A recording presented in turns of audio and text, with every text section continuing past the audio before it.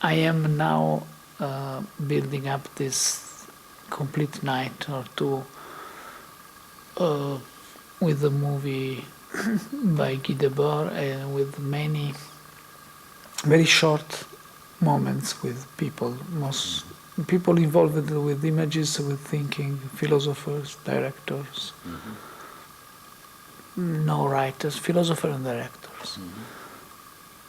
About 11 September as the first, perhaps the ultimate, but the first attack to the image, to our assurance with images. Finally, images and movies were always playing with catastrophes, with of course, but this time it was the most important image all over the world, the most well known, the sky, the New York skyline, no, the Manhattan skyline, who was not exactly planned like that, but pretty planned like that, two hits, who changed shape in front of us, in front of all the world watching, and but not only watching images, knowing by images. And well, I think this is pretty the first time we have this in human history, because in front of this, near all the world is similar, in the similar place. I mean, near everyone had the possibility to watch this and to rewatch thousands of times in 1 week. And to watch, to know, and in the same time to know nothing. For me, is the first time I get the point of the always repeated, too much repeated and well-known metaphor of the tale of the cavern by Plato in the Republic. And so that's why I ask most of all people who are thinking images and people who are thinking, working with images, is not a political assessment. I think it is, but I think it is more because of that than because of the simply net of the subjects involved. No, one of the reasons that I'm reading this book, which I really recommend to you, although you've seen it, against method, is your question, really. Because I remember that I was studying architecture in Berkeley, and Paul Feyerabend was teaching there, and he used to create these kind of fictional dialogues. And let me transpose one of them into your question of the 11th of September. So he would say, let's say, put a scientist, an Einstein probability scientist, and a Neanderthal, let's say, and he would create a dialogue. Or the man of the caves, and he would create a dialogue. And the man of the cave will tell a story, and he would say, on last Tuesday I was walking with a torch into a hut of straw, and when I was walking into the hut of straw caught fire. How can you explain it? The probability scientists would say, this is very easy, you walk with a fire into a straw, it catches fire and it burns. And the caveman would say, come on, I'm not that stupid, I'm living in nature, I know that when I walk with a torch or with fire into the straw, it will catch fire. But why did it happen last Tuesday? And the probability scientist will say, out of 10,321 times that you walk and nothing happened, the 10,392 that you walked in the probability, it caught fire. And the caveman would say, even that I understand. But why did it happen that Tuesday? And Feyerabend would say, and at this point, the theory of the cave or the Neanderthal man and the probability science are as good. So I would, because I don't want to speak about the usual thing, terror and so on, you know, that we all have opinions about and think about it, and people will create a sociological explanation of the profile of the terrorist, and the other will create the tragedy of the victim, and so on. And anyway, or the desire of the self injected tragedy from the part of Western society. I mean, the Baudrillard, that we already desired that because we saw in the movies. And the impact of this spectacle and the cynical use of the spectacle and the intrigue beyond it and so on. But it means, no, I brought the Feyerabend story because the question of the date, why did it happen the 11th of September, I would answer you with the question of the date. You know?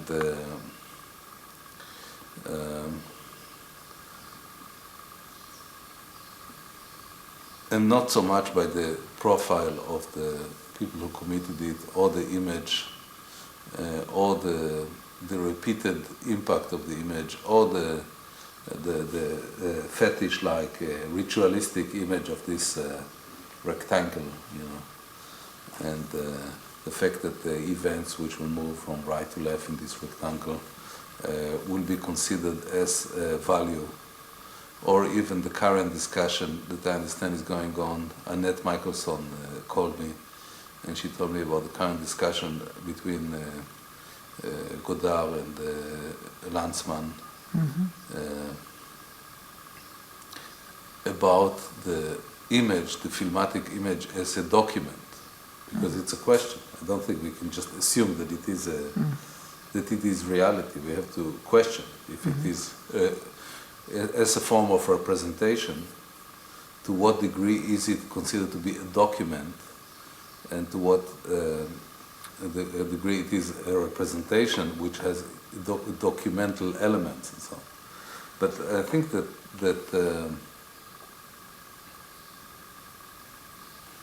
and also I think some elements which we cannot perceive, you know, and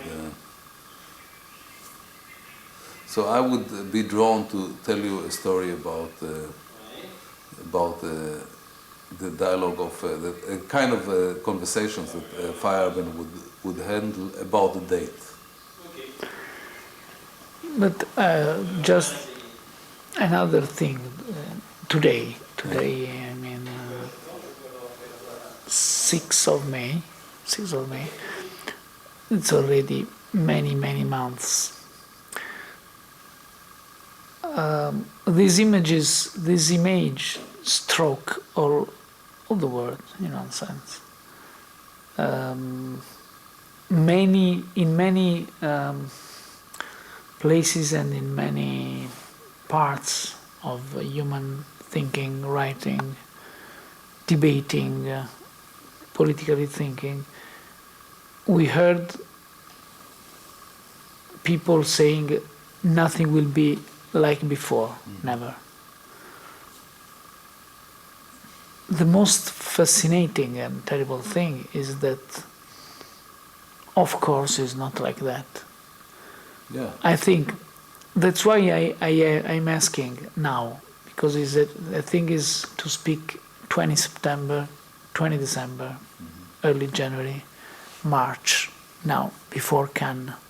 You'll be in Cannes with the movie. Life, not only life of images continues. That's why at last it was much more an image that the strongest thing that it was in images was for the first time hit in full light, daylight. But I mean, like in the cavern situation of Plato, no one knew exactly. For 3 months, no one openly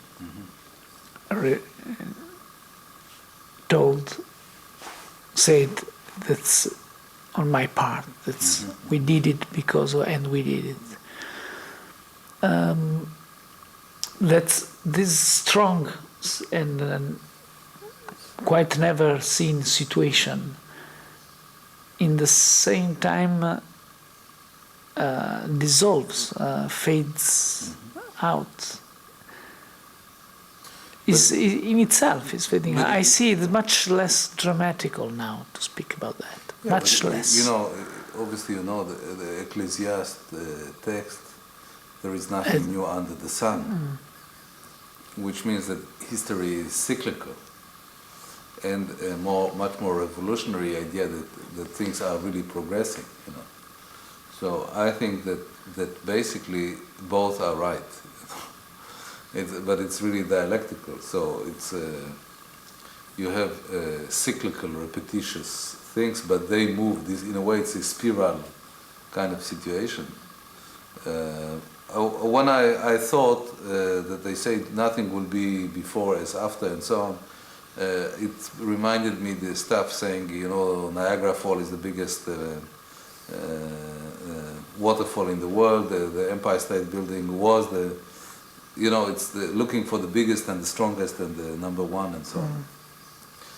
But obviously it had impact, and I think it will remain, the impact of it will remain, but it's certain things will remain to be like there was before. Even I always doubted the text, the phrase that both Primo Levi and others said after the Shoah, that the questioning if text can be written, if the words can be used, and I think that in spite of the great admiration to the writers who wrote and even formulated this thought, I think the text will be written, because to go back to Kant, to make a little ellipse about it, because Kedma is a film which, not like Eden, which is interior, it's urban. Eden. Kedma is landscapes. It's a film about, I'm not talking about narrative, it's a film historically situated in 1948, a boat coming with immigrants from Europe. They have the British trying to stop them. Finally, they find a way, and they get sent into the battles on the road to Jerusalem. So it's again dealing with the chaotic nature of destinies, in a way, with the fact that people always have projects about something that they will do, but these routes, this parcours will be dissected, abused, ruptured, and they will not predict the destiny, in a way, or what will happen to them. On another level, it's a film about this small piece of earth that you each time promise me to come to visit, but you don't. But maybe now, because I'll make a pause after Kedma, you will come. And we will not... You're making a pause? I'm making a pause. I'm coming. You're coming. Out of cinema. The cinema is also out of cinema. Out of shooting. We shoot together something. Okay. There. No, I think what is always amazing is that you have a small piece of land, roughly a bit larger than Sicily, but not much larger. And this small piece of territory evoked so much mythologies and thoughts, and sometimes you look at the landscape and you ask yourself, what is so evocative in this landscape? And to go back to Niagara Falls, it's not Niagara Falls, it's not spectacular. The landscape is consisting only of small gestures. It's a tree in a barren kind of landscape, and a rock, Rocks. and a piece of This light, blue sky. the incredibly light shifting of rocks. Yeah. And it's a very extremely touching landscape, but of very small gestures, not of very nothing spectacular about it. They are much more spectacular. And in Kedma, because also one of the sadness of all the sauvagerie of the Middle East is that in the name of all the sauvageries reunited, the landscape is being destroyed by all sides together, the crazy coalition, and also by the normal things of modernity, highways and mass public housing and all the stuff that we need to, and Grand Canyons and so on. So sooner than we think, there will not be even a paysage as a reference to what had this extremely evocative power of this landscape. Because soon it will be chewed up by the... You know that this, in one sense, did you see the Pasolini... Voyage en Palestine? Oui, did you see? I saw it. I think it's one of his most incredible things, that he goes to find the places to shoot, and he loves the places, but he decides that it's impossible. There's nothing to do with that. Yeah. This, he already, for him, is of course, he's not from Palestine and not from Israel, he's from Italy, but he's from Christianity. Yeah.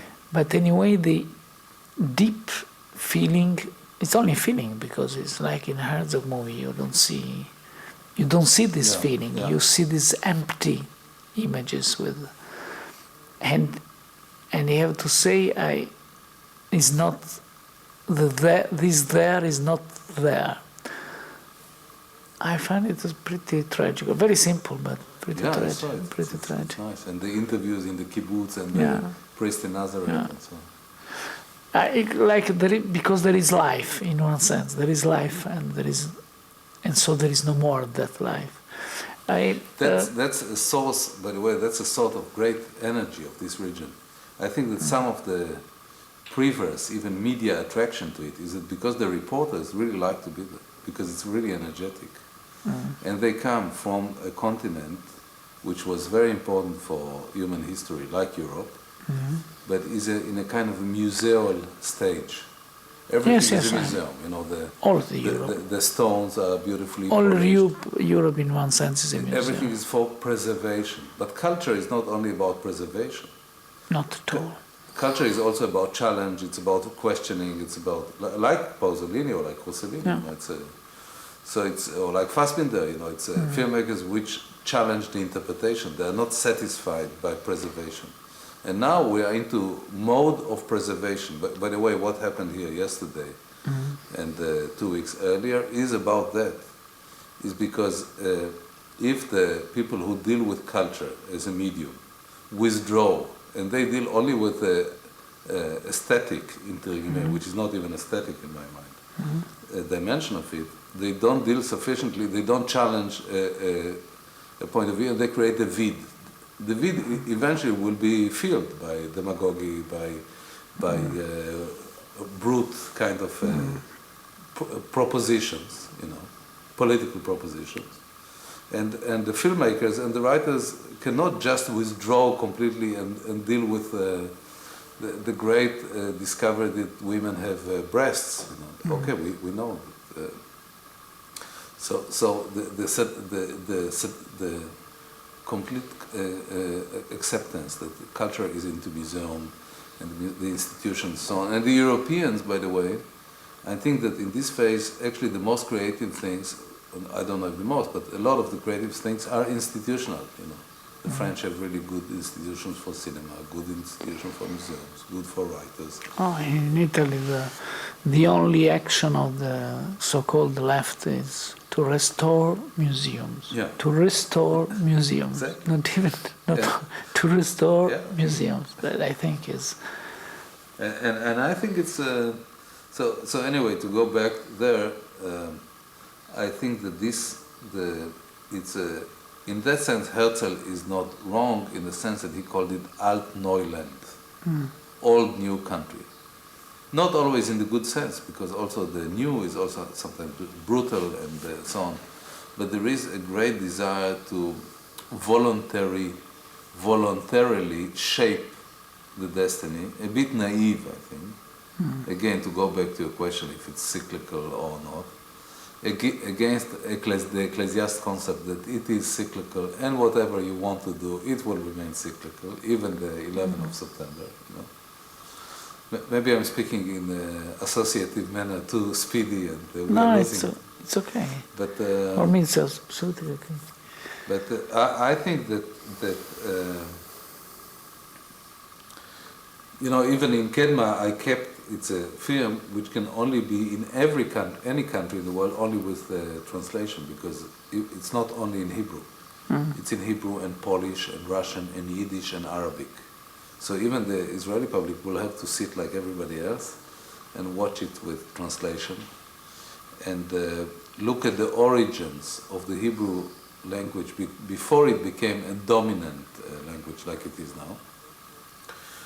And it's the process of the formation of the warrior, the Israeli warrior. It's not yet done. It's people who come from the camps after a very long voyage by boat. They were stopped by the English and so on.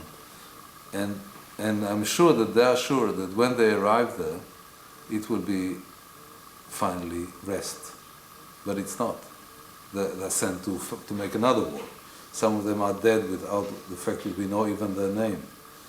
And so it's the constant bousculage of some sort of a sense of direction and sense of repose. There is nothing repose about it. The name Kedma, by the way, it's an archaic Hebrew word, which means like Eden.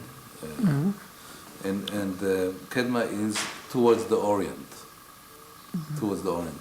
And it was the Hebrew way of calling the East. Orient, yes. The East. But it's also a nice, interesting name, because Kedma is the Orient, but Kedma is also the antiquities. So in the mind of these people who wrote it, what came before? Exactly, was in the East. It had a geographic because of the location. sun. Yeah, also because of the sun. Geographically, sun. Mesopotamia, yes, Iraq, yes. So but in the same level, it was the real name of a real boat. The mother of Rivka, who went to Auschwitz, and then was saved by the American army and sent to a hospital in Stockholm. Oh, yeah, the mother of Rivka. Yeah. So I was thinking when the army came. Yeah, because she came like a skeleton from Auschwitz, and to a hospital to recuperate. After she finished the hospital, she decided she wanted to go to Palestine, although all her cousins were in New York. A bit like the story, one of the story of Wadi. And so she took a boat in 1948, and the name of the boat was Kedma. So it has a different meaning. Well, it's for the moment it's okay. I wanted to just to tell you, many not friends, many people I know from Naples, from rock band, came in Ramallah last month in this kind of crusade of information that I find pretty ambiguous anyway. And now they invited me to go 28th of June because they are going to make a carousel, a human chain along the 67 borderline. So perhaps we meet on the border, on an imaginary border. Ciao.